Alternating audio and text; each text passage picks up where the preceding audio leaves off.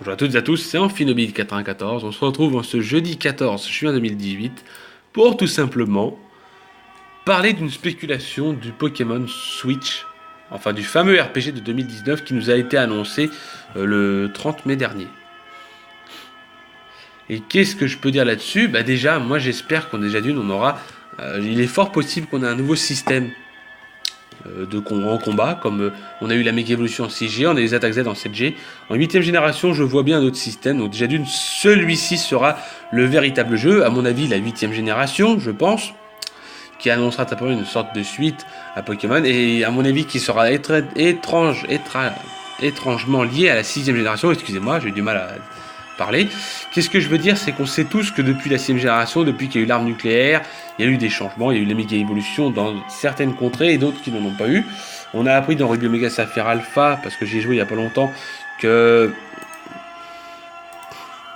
oui, il y a eu un en ancien ON qui était Ruby Saphir Emerald et Ruby Omega Saphir Alpha. Ou Ruby Omega Saphir Alpha est relié à XY où il y a des méga évolutions et Ruby Saphir Emerald n'a pas de méga évolution. Voilà. On a aussi appris beaucoup de choses comme simplement du fait que Cathy, qui était une dresseuse d'élite du Conseil des 4, du Conseil de la Tour de Combat, excusez-moi, a été emmenée à Alola dans Ultra Soleil, on a vu, et dans le Soleil et Lune plutôt, excusez-moi.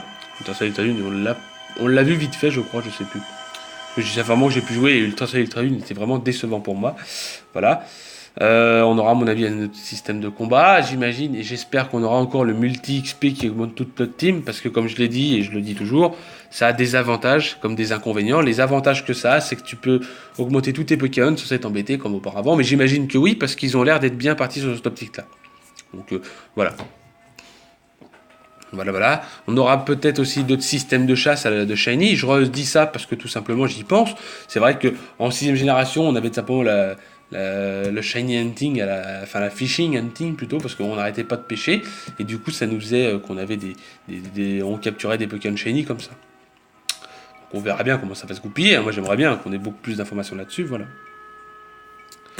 Qu'est-ce que je peux dire d'autre? Dans l'ensemble, c'est tout. On en apprendra d'ici là. Et j'espère que l'effet 3D sera quand même meilleur que Pokémon Let's Go Pikachu, Let's Go Evoli.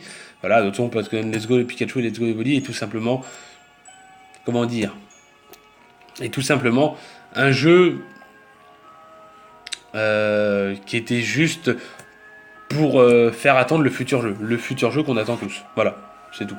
C'est une sorte de Pokémon Colosseum, si on veut, ou Pokémon XD. Voilà. Pour Let's Go Pikachu, Let's Go Evoli, avant d'avoir le véritable jeu de la 8ème génération, avec, si j'espère, un starter feu-fait, parce que ça, c'est mon espérance. Enfin, bref, je vous souhaite à toutes et à tous une agréable matinée, journée et soirée, et je vous dis bye tout le monde.